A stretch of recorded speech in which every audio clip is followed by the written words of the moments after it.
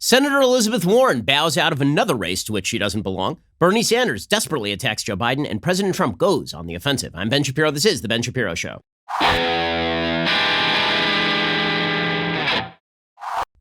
The Ben Shapiro Show is sponsored by ExpressVPN. Protect your online privacy today at expressvpn.com/Ben. Well, I'm back. I'm sorry I missed the post-Super Tuesday show. We were a little busy having a baby.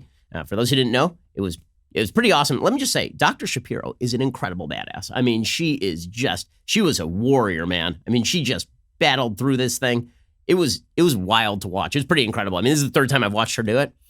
My wife is pretty spectacular. She has female superpowers. I will get to that a little bit later on in the show when we get to some things I like and some things that I hate. But I'm excited to welcome into the world baby Shapiro number 3. She is gorgeous. She's beautiful. And her siblings just love her. I will say, I was a little worried that her siblings were going to be upset because whenever you add a new sibling to the family, you have to worry that the kids are going to be like, well, this upends things. But her older sister is super into it. Her older brother, who's just a sweetie, is really into it too. Just adorable. So really loving it. And thanks for all the notes. I got a lot of notes from people congratulating us. We really appreciate all of the love and support. It's fantastic. And yes, I'm real happy about that. Also, I never got a chance to actually express my feelings about the outcome of Super Tuesday. So I'm going to spend a couple minutes here expressing my feelings about the outcome of Super Tuesday. First of all, who called it?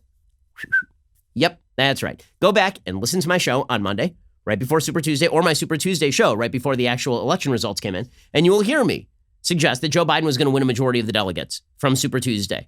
And I will say some people were calling it, not that many, but when you're right, you're right. Now, when you're wrong, you're wrong. I mean, I've blown as many as I've gotten right, but at least when I'm right, I get to pat myself on the back. I'm actually growing a third arm here to pat myself on the back, but that was really exciting. The new 538 primary forecast says that Joe Biden is not only going to win a plurality of the delegates, there will be no open convention. Joe Biden is going to win a majority of the delegates now, according to 538. So Bernie Sanders is absolutely toast. This makes perfect sense. If you look at the polls in Florida, it turns out, it's a bad strategy for winning primaries in Florida, coming out in favor of the Castro regime and also saying that Israel's a racist state.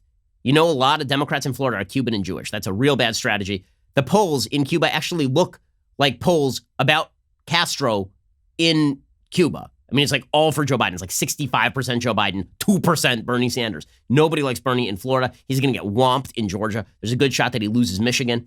So right now, 538 suggests that Biden is going to earn about 2,300 delegates. He only needs 1,990 in order for him to become the Democratic nominee. So Biden is right now the prohibitive front runner. And it is amazing how quickly things shifted.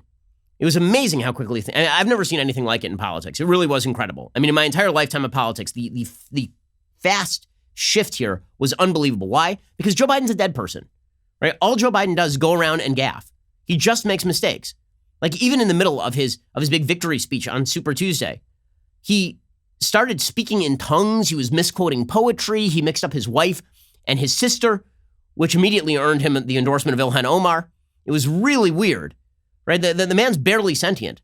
Nothing changed about Joe Biden. Only one thing happened here. Really only one thing happened. And that is that Bernie Sanders looks much better as an outsider than he does as an insider. He looks much better as the guy who is outside sniping at the front runner than he does as the person who is the front runner. Because once all of the focus turned on Bernie and he spent an entire week defending the Castros, everybody's like, oh, that's a terrible idea. And everybody sort of went, okay, well, if Biden wins South Carolina, we're all going to resonate around Biden. The only question was whether it was going to be Biden or Bloomberg as the chief opposition to Bernie. Biden obviously is much stronger than Bloomberg, not only because he has the history with Barack Obama and more support in the black community, but also because Bloomberg had performed horribly in the debates and had no level of national support that was actually on the ground and materialized. So Biden ends up walking away with this thing. And as I say, he is now the prohibitive front runner. Now, that became even clearer when Elizabeth Warren bowed out of the race. We're going to get to that in just one second. It is delicious to watch all of these candidates bow out of the race. Elizabeth Warren waited around for like 3 days for no reason. It just demonstrates she has no political instincts at all. Elizabeth Warren. I have rarely seen a candidate blow a race the way Elizabeth Warren blew this race. I mean, she blew this race. It is incredible. We'll get to that in just 1 second. First, let's talk about saving yourself time and saving yourself money. Why would you schlep a bunch of packages over to the post office if you don't have to? Post office is great, but why would you put everything in the car, bring it to the post office, maybe get a parking ticket? It's a complete it's a complete waste of time when you could do all of this from home. There's a reason I personally like Stamps.com and I personally use Stamps.com. Why would you waste time and energy? Instead, you can use the interwebs and get everything done right now. Stamps.com is completely online. Plus, you save 5 cents off every first-class stamp and up to 40% off shipping rates. If you're a little bit agoraphobic thanks to coronavirus, this is perfect for you. Simply use your computer to print official U.S. postage 24/7 for any letter, any package, any class of mail, anywhere you want to send it. Once your mail is ready, you just hand it to your mail carrier or you drop it in a mailbox. It is indeed that simple. Think about how much time and money you could have saved on letters and packages over the years, especially because Stamps.com gives you discounted postage rates you can't even get at the post office. There's no equipment to lease, no long-term commitments. It is a no-brainer. We use it here at Daily Wire. I use it personally. Take advantage of things that save you time and money if you run a business, particularly right now. My listeners get a special offer. It includes a 4-week trial plus free postage and digital scale. No long-term commitment. Just go to Stamps.com, click on the microphone at the top of the homepage, type in Shapiro. That is Stamps.com, enter code Shapiro. Stamps.com, enter code Shapiro. Okay, so Senator Elizabeth Warren is out, which is great because she was awful, just awful, off-putting, annoying, a congenital liar, just awful. We actually have a clip of her announcing, because she's a Native American, right? I mean, that's what she claimed for years. We have a clip of her announcing her actual dropout. It's kind of sad. It was a touching moment. Hear me, my chiefs. I'm tired. My heart is sick and sad. From where the sun now stands, I will fight no more forever. Guys, that was the wrong clip, guys. I mean, yeah. By the way, okay, note to media. Me making fun of Elizabeth Warren for claiming she's Native American is not me making fun of Native Americans. It's me making fun of a horrible person who claimed she was Native American for years to gain affirmative action benefits, which is a terrible thing to do. Okay, so Elizabeth Warren was awful in every way. So her actual concession speech, her actual I'm out of the race, was basically, I am woman, hear me roar. Like she actually started singing Nancy Sinatra's, these boots are made for walking, and walking what I'll do. She's terrible. Okay, so she did the whole, I'm a woman, I'm a victim, everyone's victimizing me because I'm a woman. It's just terrible. Okay, let me make something clear to Elizabeth Warren. If Elizabeth Warren were a man, she would have performed like Beto O'Rourke, except worse, because Beto was at least from Texas. Elizabeth Warren performed horribly because she's a horrible candidate. She's a horrible candidate. The only reason that she was even at the top of the race for one single solitary moment is because she was a woman. The New York Times endorsed her explicitly because she was a woman. The attention she got was largely predicated on the supposed connection she had with women. By the way, she lost women in her home state of Massachusetts to Joe Biden. Women voted for Joe Biden over Elizabeth Warren. So what, are all those women internalizing the patriarchy? Or do they find her just as off-putting as the rest of sentient human life does? She's terrible. She's absolutely awful. Elizabeth Warren was going around doing I was victimized as a woman because when I was pregnant, I wasn't allowed to keep my job, which, again, there's no evidence to back any of this. She's done the whole I experienced sexism in the workplace routine. Like, really? You're a victim, Elizabeth? Okay, the reason that she lost is because, number one, she's a bad candidate who does stupid things and says stupid things. And number two, she made a couple of basic strategic errors. Strategic error number one, early on in the race, Elizabeth Warren had a choice. She had to pick a lane. Was she going to pick the left lane, the Bernie Sanders lane, or was she going to pick the moderate lane, the Joe Biden lane? She chose the Bernie Sanders lane. She figured that Sanders' support would be easier to steal than Joe Biden's support, and then she could bridge over into the Biden lane. So she endorsed Medicare for all, and that was the death knell for her campaign, because her second move was to release a plan about Medicare for all. And as it turns out, Medicare for all is exorbitantly expensive, and you have to lie in order to get to numbers that make sense. And so she lied to get to numbers that make sense because she lies about everything. And people picked apart the lies, and she started to sink in the polls. And so Elizabeth Warren collapsed. And so now you're hearing from the media the same sort of wailing you heard about Kamala Harris. Oh, America's racist because they didn't nominate Kamala Harris. No, Kamala Harris isn't the nominee because she was a garbage candidate. Elizabeth Warren is not the nominee because she was a garbage candidate. But here's Elizabeth Warren whining about maybe there will never be a female president now that my hopes have been dashed. Okay, first of all, Elizabeth Warren, Hillary Clinton was the nominee last time. She won a majority of the popular vote. If she'd been slightly less lackluster, she didn't even have to be a good candidate. If she'd been slightly less lackluster, if she had not collapsed into a van in the last 3 weeks of the campaign, if she had not had a story breaking in the New York Times the weekend before that they were reopening her email investigation, if she had not been campaigning like a dunderhead, she's probably the president right now, Hillary Clinton. Okay, so spare me the America is sexist. It's amazing. The left has a premise. The premise is that Americans are awful. And so every time Americans do something that proves that they are not awful, even in the view of the left, that only lasts for the amount of time that Americans are doing the not awful thing. Then they go back to the default state of being awful. So when Barack Obama was president, Americans had proved for a brief moment they were not racist because we are the only westernized country in human history that has elected a person of a minority race to the head of the country. Okay, this has never happened in Western Europe. I'm not aware of a single Western European country that has ever elected somebody of a racial minority to lead the country. The United States elected a member of a racial minority. Black Americans represent about 13% of the population. White Americans still represent about 65 to 70% of the population. They elected, we, the American people, I didn't vote for them. The American people, an overwhelmingly white country, elected a black man to be president of the United States. And for the moment, the media was like, oh, maybe Americans aren't so racist. Then Barack Obama was no longer president. And if you didn't vote for Kamala Harris, it was because you were racist again. Okay, well, last time around, Democrats voted to nominate Hillary Clinton. And now we get the entire lament that if Elizabeth Warren had been a man, then she would have been the nominee here. If Elizabeth Warren had been a man, she would have been one of the first candidates out if she'd been a man.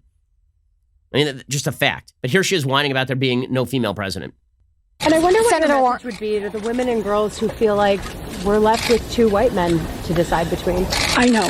One of the hardest parts of this is all those baby promises and all those little girls who are going to have to wait 4 more years. That's going to be hard. Who thinks that little girls are sitting around? Like, I have a 6-year-old girl. You think she's sitting around going, I can't believe Elizabeth Warren's out because now there's not a female president. You know, my daughter doesn't give 2 craps about this. You know why? Because nobody does. Because if you're a little girl in the United States, you are living the best life that any little girl has ever lived. Okay, girls in the United States have wonderful, incredible lives on average. The idea that you had to make a woman president, Elizabeth Warren president, by the way, they're not going to have any of these nice words to say about Nikki Haley when she's running in 2024, are they? When you have a Republican woman running, remember how they treated Sarah Palin? You remember all the female solidarity around Sarah Palin as the VP candidate? Remember how all the women came out of the woodwork and talked about how wonderful it was that there was a female VP candidate? Yeah, I don't remember that either because it never happened. Instead, it was she's not a real woman. That was the rip. She wasn't a real woman. Also, just a quick note. I'm always amused by Democrats like Elizabeth Warren who suggest it is imperative. We must have a female president. Deeply, deeply necessary to have a female president. Also, a man can be a woman. Okay, you're going to have to pick. Either gender is a social construct and therefore it does not matter and is completely malleable, or femaleness matters and you need a female president. You cannot have it both ways. This is the same woman who suggested that she was going to have her education secretary appointed by a 9-year-old transgender child. So you're going to need to explain to me, like if Donald Trump declared himself a woman tomorrow, could Elizabeth Warren complain about it? If Donald Trump came out and was like, guess what, guys? Boom, I'm the first female president. Didn't see that one coming, did you? Ha, ha, ha, ha, ha. Good. What would Elizabeth Warren have to say about that? He should do it just to get her goat. It would be hysterically funny. Hey, Elizabeth Warren just proving how terrible she is. She also said she would issue no endorsements. So that Bernie Sanders' hardest hit. So Bernie, right, she's taken about 10% of the vote from Bernie, probably 8 to 10% of the vote. And unlike Klobuchar or Buttigieg, who immediately went and rallied for Joe Biden, Warren will not endorse Sanders. Now, the reason she won't endorse Sanders is because she hopes that Joe Biden will give her some sort of administration slot. And she's still lobbying for some sort of upward trajectory. Sanders is basically begging her. Right? Sanders says, why, of course I'd put a little bitch in my administration. Sure, she called me a liar, and I called her a liar, and we both hate each other. But I mean, if it means that she'll throw her minimum support to me, then I will do it, I suppose. Then I guess I will do it. Here's Bernie saying that he would give Warren a slot in his administration, which, again, is about as much of a fantasy as his communist utopia, which will not materialize in the United States. Asking Senator Warren to be your running mate. It's too early to talk about that, but certainly I have a lot of respect for Senator Warren and would love to sit down and talk to her about what kind of role she can play in our administration. By the way, if he does that, his first word should be, remember that time I told you that if you ran, you would fail? Haha. Remember that time I told you? Remember you said on the national debate stage that I told you that a woman could not win the nomination? Well, you could pay up at this checking counter right here, right now, Elizabeth Warren. Warren, by the way, says, no, I'm not going to endorse anybody. I'm too busy solipsistically navel-gazing. Here she is. Will you be making an endorsement today? We know that you spoke with both Joe Biden and Bernie Sanders yesterday. Not today. Not today. I need some space around this, and want to take a little time to think a little more. I've been spending a lot of time right now on the question of suspending and also making sure that this works as best we can for our staff, for our team, for our volunteers. So it could be coming, but just not right now. Not right now. Okay, she's so awful, right? Because right now, if she endorsed Sanders, it would actually give him a bump. But she's not going to do it. So she's so selfish and terrible that she supposedly is for Medicare for all and all of Bernie's radical plans. And the problem is that Bernie just can't materialize them, except she's a garbage person, so she won't even endorse him. So really solid stuff. She gets exactly what she deserves. But in a second, we're going to get to the widespread mourning for a candidacy that was an epic failure. Epic failure. Remember, back in October, she was the presumptive nominee. Back in October, she was leading the national polling. She was leading a lot of the state polling. She had an organization, a ground game in Iowa, New Hampshire. Wow, what a collapse by Elizabeth Warren. We'll get to the media just weeping over Elizabeth Warren in just one second. First, let us talk about a simple fact. There's a lot of crime going on in your neighborhood. I didn't even know how much crime was going on. Like, I knew there was crime in my neighborhood. I've seen crimes being committed in my neighborhood. But until you actually use Ring's neighborhood app, you don't know what kind of crimes are being committed in your neighborhood. We had some breaking and entering. Okay, this is one of the reasons. It's good because I can actually see what's happening and where these crimes are happening. But it's one of the reasons why you should have Ring, and you should have Ring devices on your home so you know what's going on your property at all times. Ring gives you protection at every corner, helps you create custom, affordable security for your home. Ring's video doorbells let you answer the door and check in on your home anytime from anywhere, which makes me feel a lot of comfort. I got small kids at home. I want to make sure my property is safe at all times. And again, a lot of street crime in the area that I live. It's been going up because of the garbage government of Los Angeles. Well, I want to make sure that my home is protected so that I can even call the police remotely, even if I'm not at home and I can see something is going on my property. Ring does all of this stuff. Ring detects motion when people come onto your property, and you immediately receive notifications on your phone, tablet, or PC, and then you can see, hear, and speak to these visitors in real time from anywhere. Get a special offer on your Ring welcome kit when you go to ring.com/Ben. That includes the Ring Video Doorbell 2 and Chime Pro. It's all you need to start building custom security for your home today. Just go to ring.com/Ben. Again, ring.com/Ben. Go check them out right now. Ring.com/Ben and get a special offer on that Ring welcome kit. It includes the Video Doorbell and the Chime Pro. Check them out. Ring.com/Ben. Okay, so the media continue to maintain that this is all about Elizabeth Warren being a girl and not about Elizabeth Warren being a terrible candidate.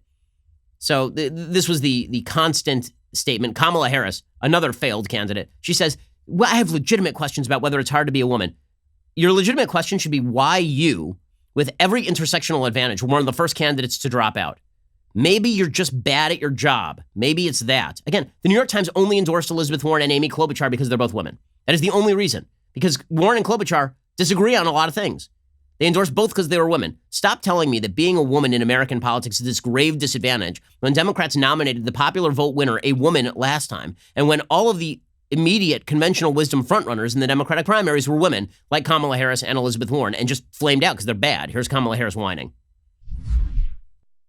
I think that we all know, and this election cycle in particular, has also presented very legitimate questions about the challenges of women running for president of the United States.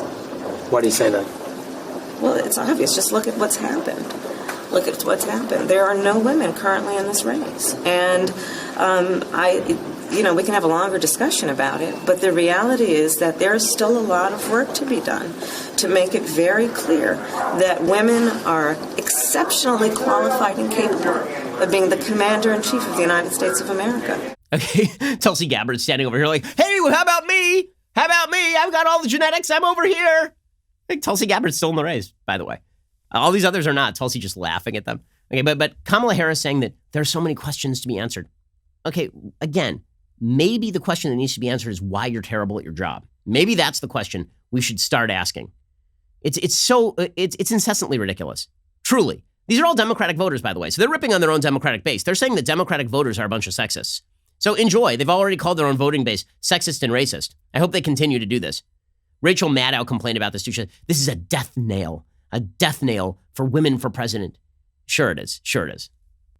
I think part of what's going on today is that women around the country are like, okay, honestly, if it's not going to be any of them, let's get real. Is it just that it can't be any woman ever? Are we just going to run, white men in their late 70s against each other, both parties, and that's all we can agree to do. I think there's a feeling that your campaign ending is very specific to you, and it also feels a little bit like a death knell in terms of the prospects of having a woman for president in our lifetimes. I'm sorry, this is tiresome garbage, because Nikki Haley's going to run in 2024, and you know what's going to happen? All these same people are going to viciously attack her and say that she's not a real woman. That's what's going to happen. They viciously attack Ivanka Trump. They viciously attack Meghan McCain as not a real woman. I cannot think of a conservative woman they will not viciously attack as not a real woman. So spare me the gender solidarity bullcrap. Also, spare me this nonsense, because women in Massachusetts, her home state, voted for Joe Biden. Did they all internalize the patriarchy? Are all of them people who hate women?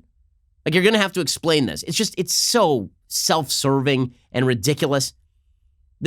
Of all the self-serving nonsense, this probably was my favorite. An ex-Hillary aide came out on national television and said, well, you know, what we really need, Zerlina Maxwell, she worked as director of progressive media for Hillary Clinton.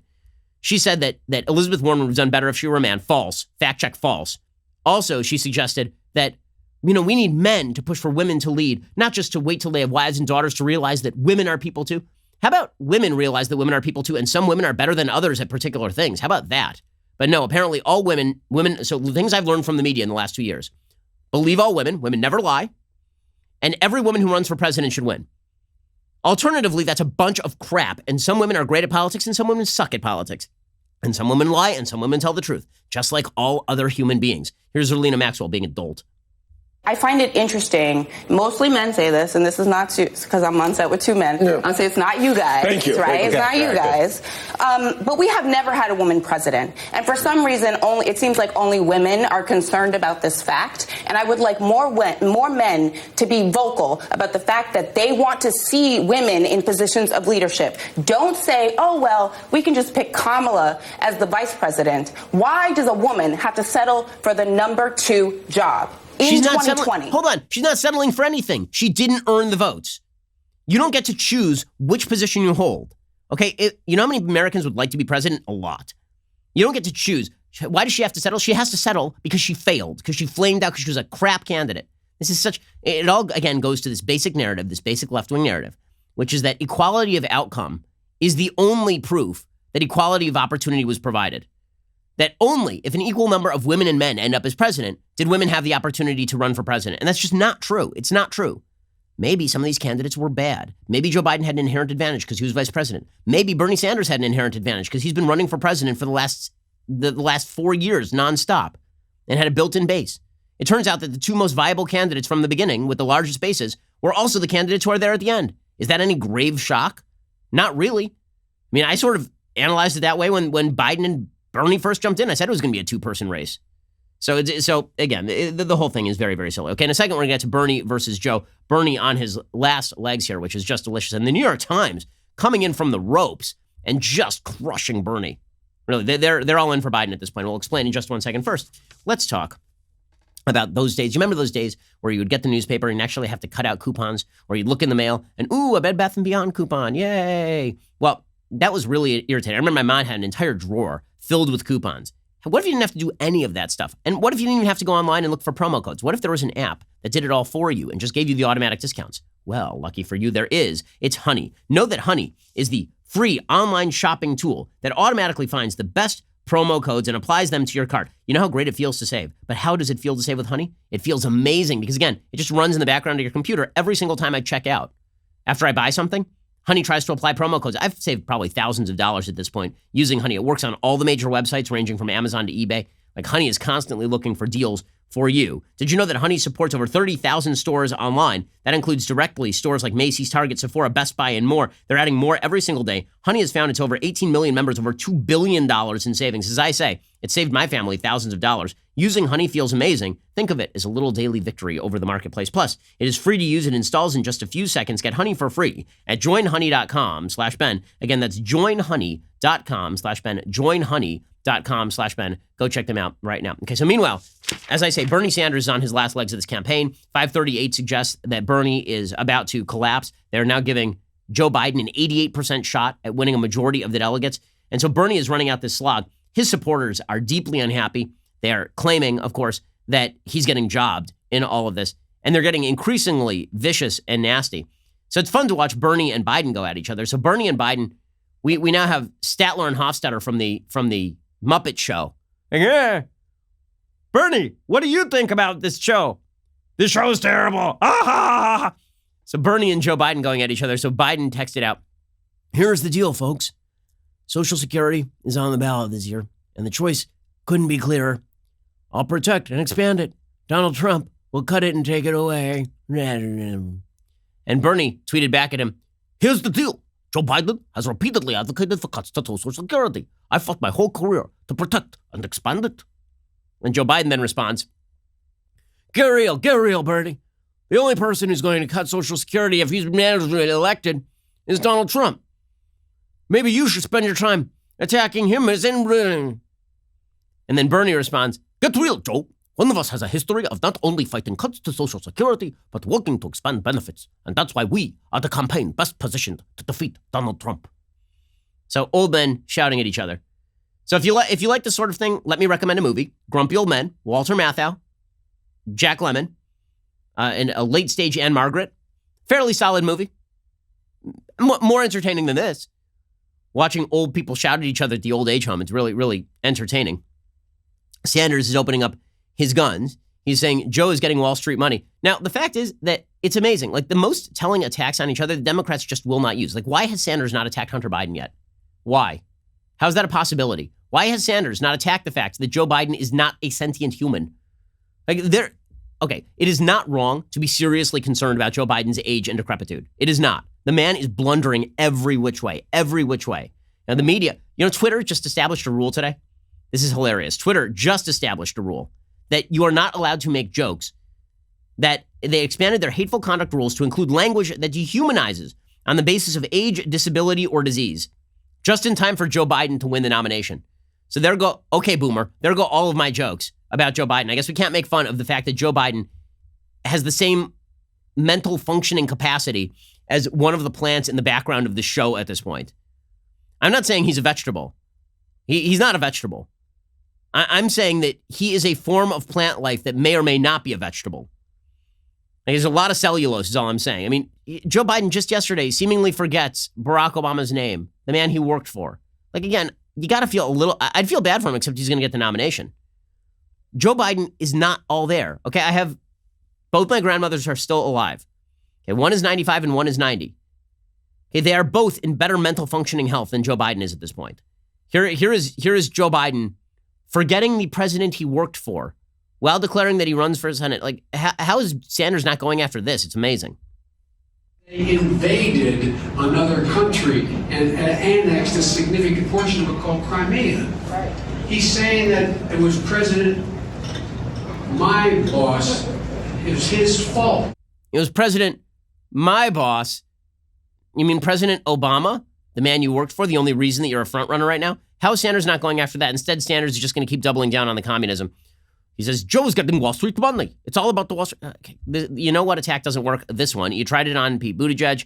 It didn't really do much damage. You've tried it on pretty much everybody, Bernie, and it ain't going anywhere.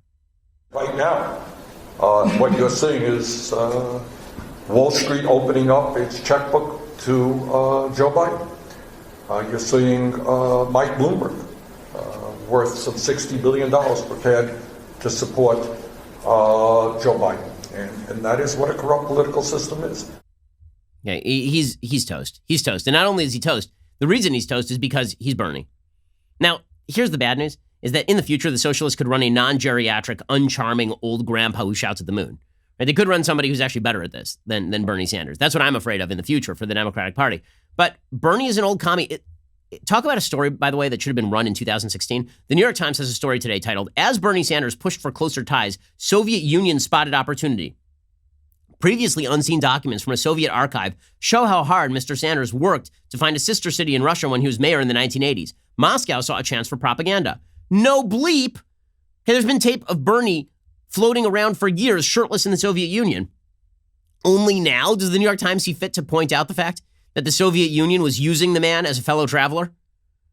Of course they were. That's what the Soviets did. But we're supposed to believe that Bernie was some sort of good-hearted non-commie? According to the New York Times, the mayor of Burlington, Vermont, wrote to his Soviet counterpart in a provincial city he wanted the U.S. and the Soviet Union to, quote, live together as friends. Unbeknown to him, his desire for friendship meshed with the efforts of Soviet officials in Moscow to, quote, reveal American imperialism as the main source of the danger of war.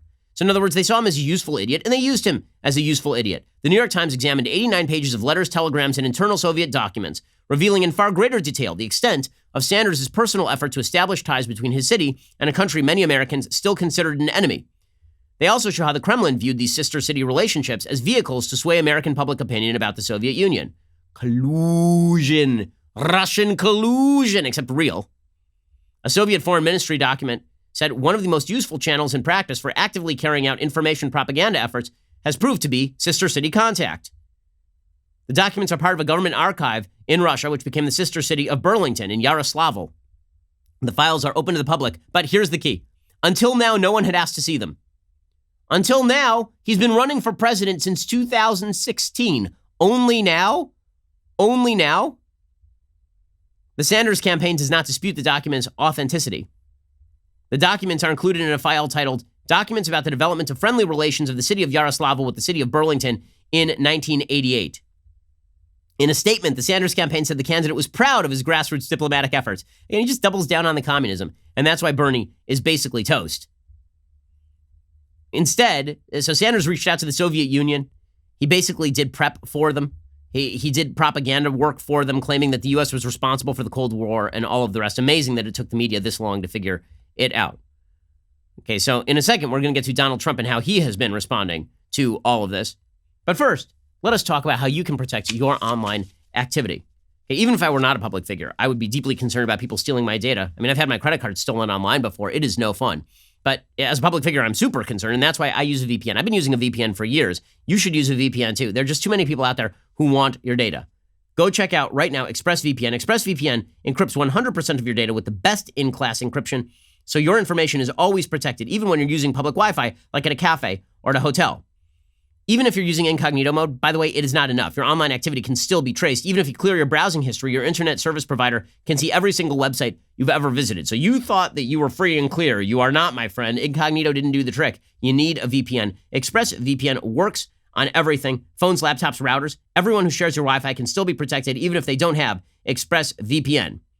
And listen, it's very easy to get a VPN. So if you don't protect yourself, that one is sort of on you. Protect your online activity today with the VPN I trust to secure my privacy. Visit my special link at expressvpn.com/Ben. You can get an extra 3 months free on a 1-year package. That's expressvpn.com/Ben, expressvpn.com/Ben. To learn more, go check them out right now. Okay, before we go any further, it is that glorious time of the week when I give a shout out to a Daily Wire subscriber. Today, it's Carly Flanders on Twitter, who's doing parenting 100% correctly. In this picture, Carly is sitting next to her husband, who is wearing a fantastic Facts Don't Care shirt and holding up his elite beverage vessel. Carly is holding up their very chill, very adorable baby. That's a cute baby who is wearing a Facts Don't Care About Your Feelings onesie. Yes.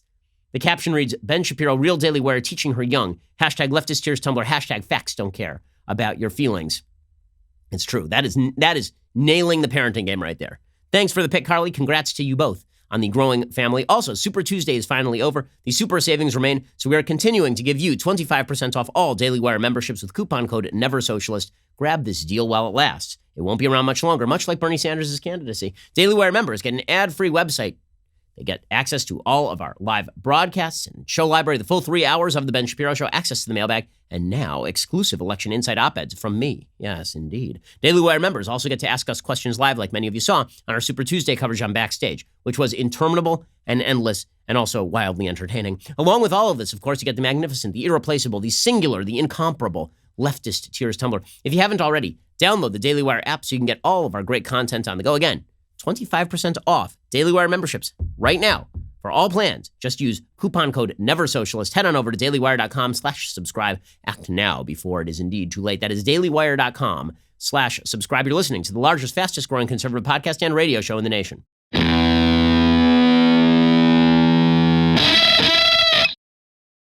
Alrighty, so Joe Biden, who is now sailing to the nomination, he is claiming that he is going to beat President Trump. Of course, he says that he is the person best positioned to beat President Trump.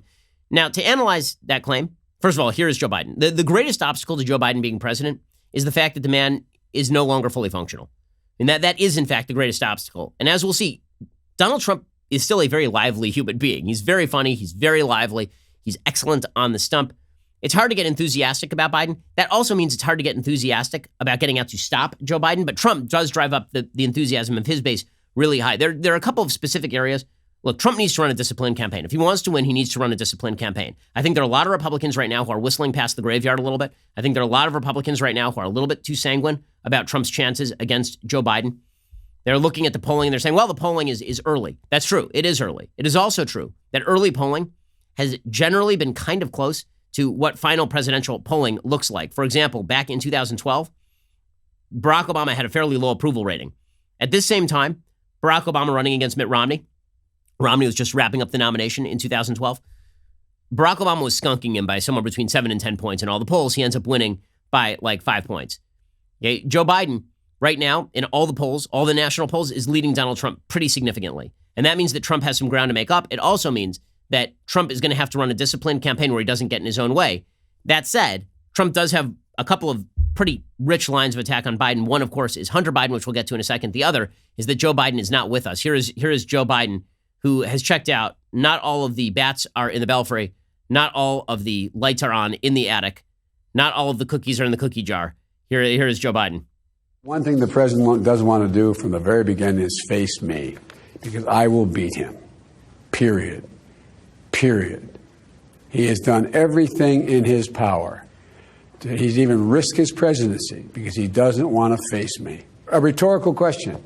Have you ever seen a sitting president get so involved in a Democratic primary and focus so much attention on not wanting a single person, me, to become the nominee? The president does not want me to be the nominee. Okay, so this is Joe Biden's claim. Here is President Trump's response to all that. He says, yeah, I was set for Bernie, but, I guess I'll go after Joe if I have to. Here's the thing about Trump. Dude has no limits. He is a WWE wrestler. He will pick up a folding chair. He will hit Joe Biden physically with the folding chair. The man will jump from the top rope. Giant orange wrestler coming at you. He's hysterically funny. Okay, put everything else aside. Donald Trump is a very funny human being. Here's Donald Trump going after both Bernie Sanders and then just sideswiping Joe Biden.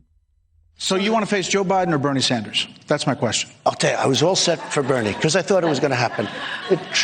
We get ready for things, right? So mentally, I'm all set for Bernie. Communist, I had everything down. He's a communist. I was all set. And then we have this crazy thing that happened, right, on Tuesday, which he thought was Thursday. But he also said 150 million people were killed with guns, and he was running for the United States Senate. Support me, I'm running for the United States. There's something going on there. He's a comedian. I mean, he is a stand-up. He has the timing of a stand-up. Like, he waits for the laughter to roll, and then he goes. He's very funny. I mean, this is what people love about Trump. And again, in a debate, he could really show up Joe Biden, because Joe Biden, all he has to do is really pull the Chris Christie. All he has to say is, Joe, you can't get through a sentence here. And then Joe Biden will be like, well, that's it. I'll be like, Joe, just spit it out. And Joe will be like, I can't believe you're saying this about Chavez. I mean, it's going to get ugly. It's going to get ugly really, really quickly. Now, listen, Trump isn't fully in command of the English language either. I've suggested that a Trump-Biden debate is going to be the Swedish Chef versus Chewbacca.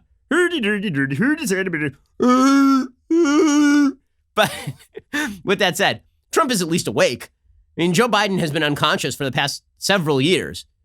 And so President Trump also says, listen, I'm not going to sit by, okay? This is not going to be me running a non-aggressive race. He was asked about, are you off-putting to people in the middle of the country? He says, listen, I'm not going to not hit back if I get hit, which is one of the things his supporters absolutely love. There's a Gallup poll out today showing Republican enthusiasm to vote is at an all-time high. That makes perfect sense. Here is Trump. I think the way we unite is really through success, but when they hit us, we have to hit back. I feel that. I mean, there's two ways of doing it, turning your cheek, but I wouldn't be sitting up here if I turned my cheek. If I said, okay, let them just keep hitting at me, and I won't do it, they're not interviewing me right now, they're interviewing somebody else. Maybe they won't even be doing that. Because if they don't get ratings, they don't interview anybody. That I've learned. But you know what? You can't turn your cheek. Okay, so he's going to be like this all the way through, right? President Trump is never going to back away from the aggressiveness. And that has its downsides, which is that he says things that are wild and a lot of people find off-putting. And it has its upside, which is that he is a weapon against Biden. So the real question in this election is going to be whether Trump can again make it a referendum on his opposition.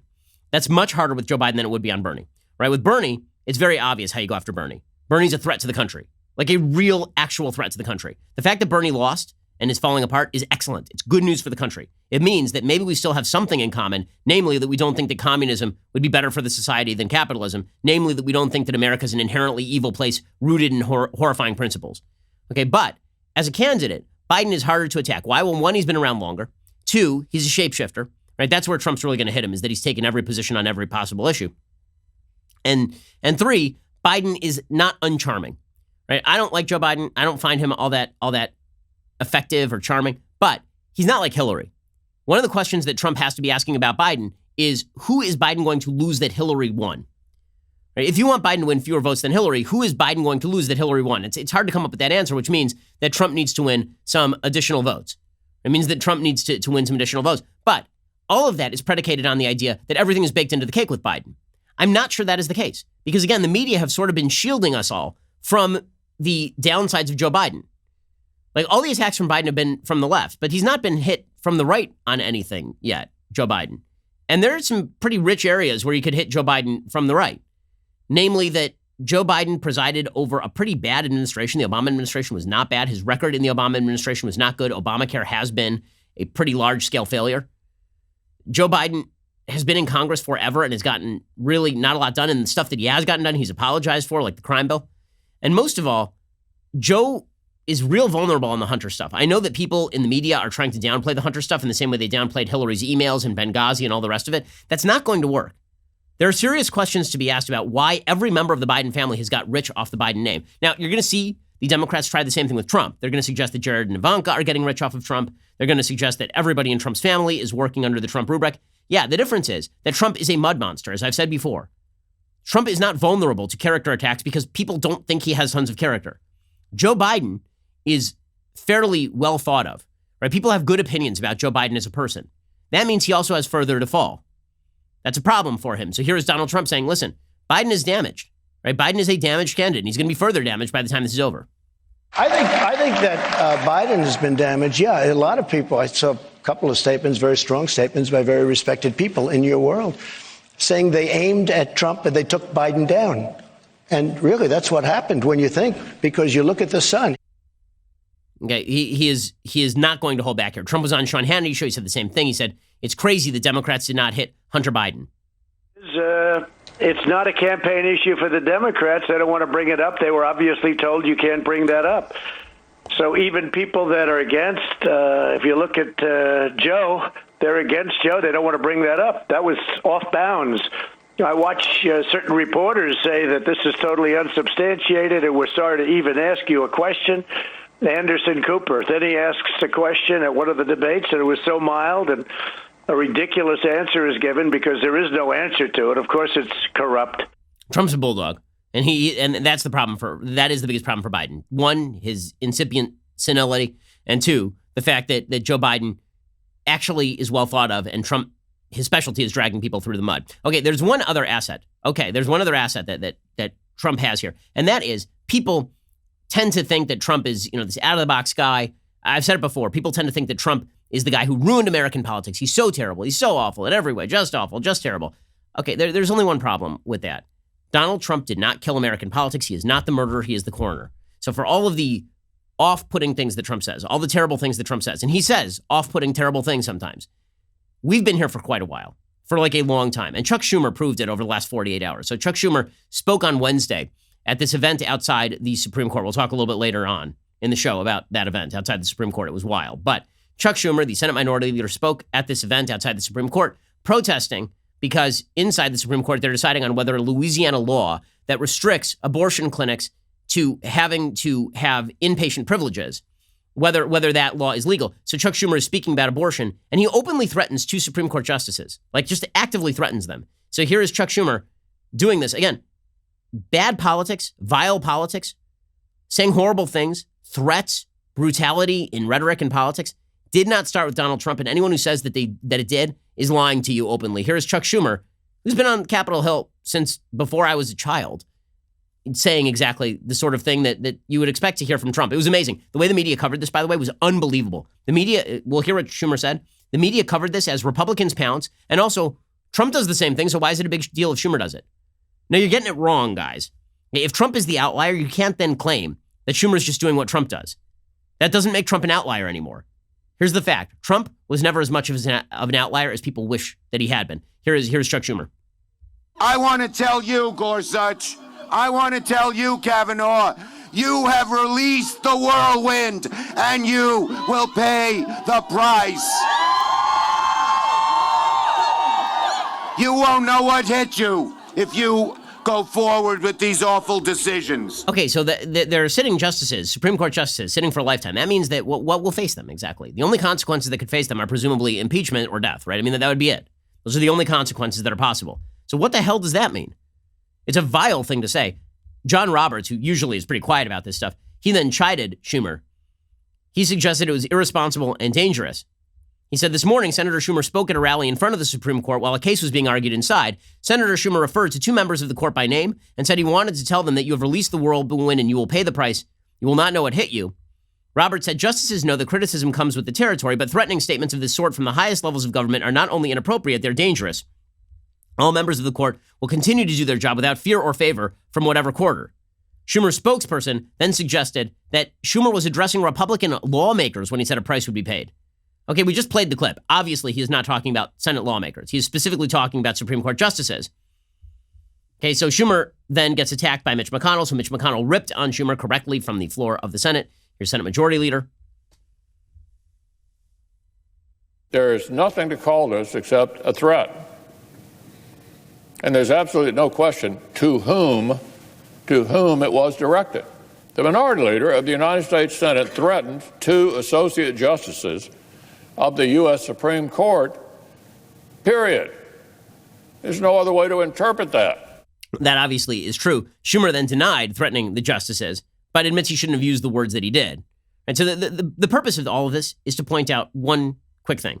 If Democrats are going to claim that Donald Trump is a political outlier, that Donald Trump is vile and terrible in heretofore unprecedented ways, you can't act like this. But they are acting like this. And guess what? They've been acting like this for quite a while. You know, over the last 48 hours, Bill Clinton came out and said that he was nailing Monica Lewinsky because he was stressed about his job. You guys have been here for a while.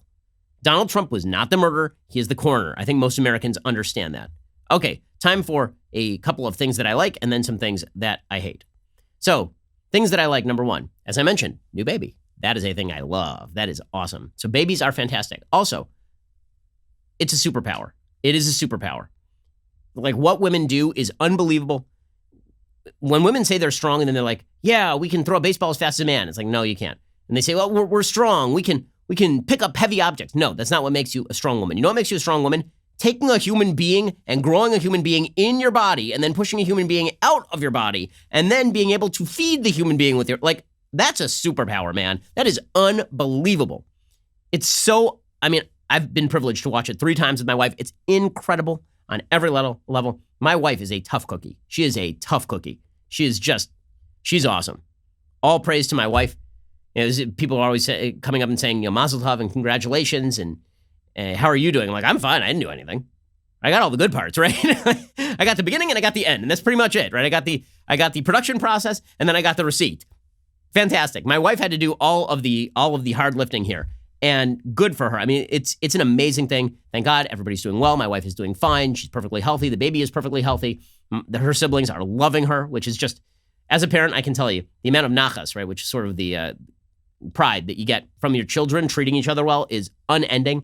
And my daughter is wonderful with her sister. My son is wonderful with his sister. It's a blast. We're really enjoying it.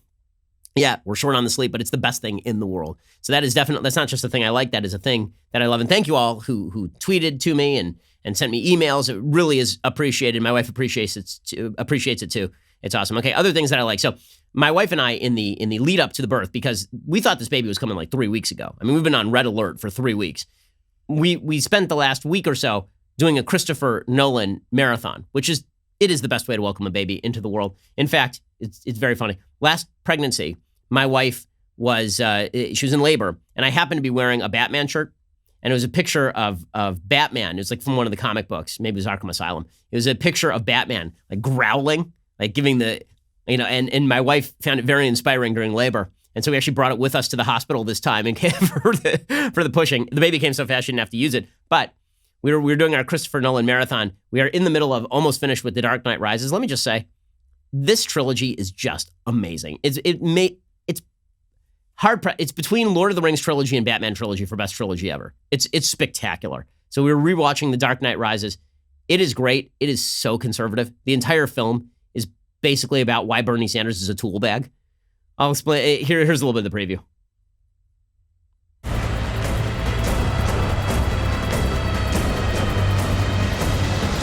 Okay, so of course the villain in this one is Bane, played by Tom Hardy. And Bane is basically an anarchist socialist, right? He's an anarchist in the sense that he wants to tear down the entire society. He's a socialist in the sense that he wants to control the entire society from the top down. And his whole thing is that there's this gap between the rich and the poor in Gotham, and everything is terrible in Gotham, and we'll let the city tear itself apart, but he's actually the one who's in control the whole time. It's not the city tearing itself apart, it's him tearing the city apart. And there's this whole premise, which is that Bane is extremely tough because he had a rough childhood, and because he grew up in this pit, and so because he was born in the darkness, that he's tougher than Bruce Wayne, who simply kind of chose the darkness and acclimated to it because Bruce Wayne grew up rich. And then the movie is about how that doesn't matter. What matters is the qualities you cultivate in yourself, not the stuff that is inborn in you. It's such an inherently conservative film. Dark Knight, by the way, is also a deeply conservative film. My friend Andrew Clavin, I remember, wrote an op-ed about The Dark Knight, in which he pointed out that the entire thing is a metaphor for why the surveillance state is sometimes necessary, but then should be destroyed once it's unnecessary, which is absolutely true. So if you're looking for a great rewatchable, the entire Batman trilogy, just fantastic. Dark Knight Rises is spectacular. It is underrated because of how good The Dark Knight is, but it is maybe the best movie of the tens. So Christopher Nolan is our greatest filmmaker, no question about it. So if you want to do something enjoyable tonight, watch Dark Knight Rises. Okay, time for some things that I hate. Alrighty, so as I said before, being a woman means you have a superpower. The superpower is you get to grow another human being in you and then give birth to the human being. By the way, your body changes as you're giving birth to the human being. Like hormones are released that make your joints looser, that change your physical structure almost to make it easier to birth the baby. Your pain receptors are blocked in certain ways so that you don't feel the pain as much. You literally get a superpower. Like the last 2 months of your pregnancy, you get a superpower beyond the superpower of being able to actually expand your body to grow a human being inside of it. And then you have a superpower after, which is you can feed a human being with your body, which is just unbelievable. It's incredible. So I watched that for the third time with my newest child, who's gorgeous. Again, thank God. And I thought to myself, now that seems like if you're a woman, you want to brag about like unique things that women can do, that would be it, right? Of all the unique things that women can do. And this is not to say women can't do many of the same things that men can do. Women are brilliant. My wife is a doctor, as I've mentioned 1 million times on this program. And I'm very proud of her for that. But being a doctor is something a man can do, and it's something a woman can do. You know it's something only a woman can do? And not a man who pretends to be a woman or believes he's a woman. Only a woman can do it. Giving birth to and nurturing a child in the way a woman can. Okay, that's a superhero power. It's unbelievable and it's cool. The fact the feminist movement has degraded this is incredible. And the fact that the feminist movement has turned a key indicator of femininity into a mark of Cain. That if you are a woman who gets pregnant and gives birth to children in a married family, you are now bad, right? You've done something wrong. You've betrayed your feminine power. That true power is this doing the same stuff that men can do. True non-power is doing stuff that only women can do. And this is why abortion has become a sacrament, because abortion is a testament to the idea that true femininity is not in your natural capacity to do things that only females can do. True femininity lies instead in your capacity to deny your femininity and then go do the same kind of things that men do. And again, women can do all those things while also having the superpower. These are not mutually exclusive. You can be a doctor and a mother. You can be a comedian and a mother. You can do all of these things. Okay, but instead, abortion has become a sacrament and it is something that's celebrated. So we mentioned that Chuck Schumer rally a little bit earlier. That was the headline. That was not really the headline. The headline should have been what people were saying at this rally, because the left has decided that abortion is not just something that is a necessary evil, which is a bad argument, but at least takes into account the moral gravitas of the act. They've decided that abortion is a positive good. It is something that ought to be cheered and celebrated. Leading that charge was Busy Phillips, an alleged comedian. I say alleged because I've never seen her do anything funny. So Busy Phillips gave a speech at this rally that is the speech of a Bond villain. I'm not kidding. This is a speech. I'll explain in a second. This is a speech of a Bond villain. Here's Busy Phillips explaining why she is so happy she had an abortion at 15. Sitting in Los Angeles in my beautiful office of my own late night talk show. Soon I would be driving my hybrid car to my beautiful home. I have all of this. All of it. Because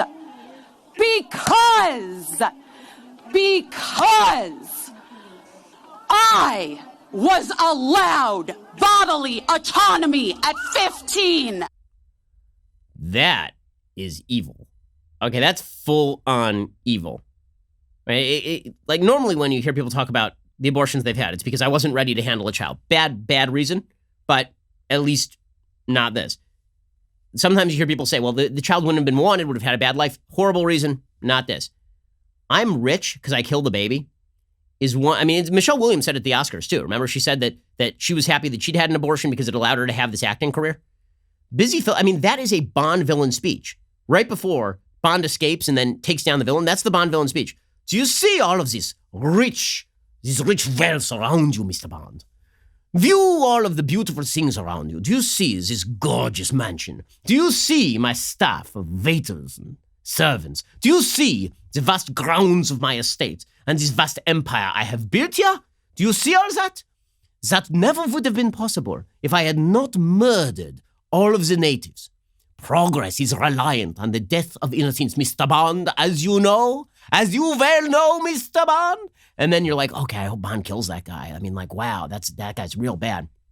Nobody should do anything bad to Busy Phillips, obviously.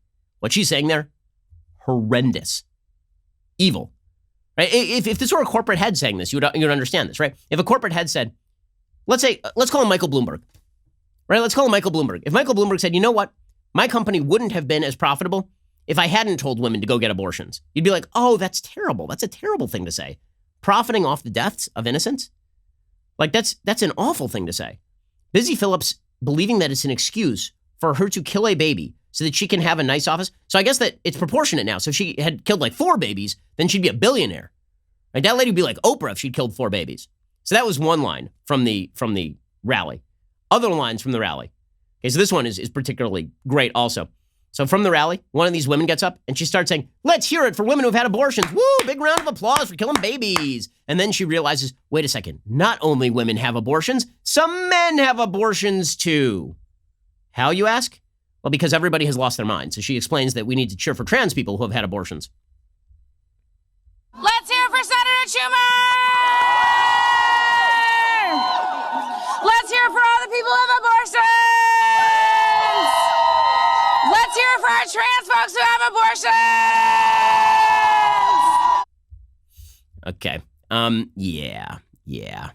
Okay, final clip. Rashida Tlaib, the execrable congresswoman from Michigan. Just terrible.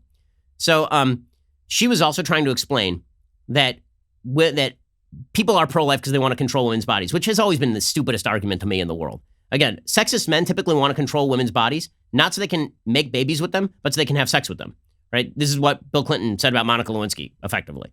Okay, but Rashida Tlaib, she's like, well, if you're going to be pro-life, then maybe you should just not want to have sex with ladies. Okay, but she didn't only say that. She said something. She actually said, I'll give it to her. She said something on which there is wide bipartisan agreement. Here's Rashida Tlaib expressing maybe the most bipartisan sentiment that I've heard in the recent past. And let me tell you, this obsession with our bodies. You know, I in the legislature, in the Michigan legislature for 6 years, used to say to people, yo, you know what? You're so freaking obsessed with what I decide to do with my body. Maybe you shouldn't even want to have sex with me or with you or with any women. Okay, on Rashida Tlaib, done. Wide bipartisan agreement, 100% approval. No one wants to have sex with Rashida Tlaib.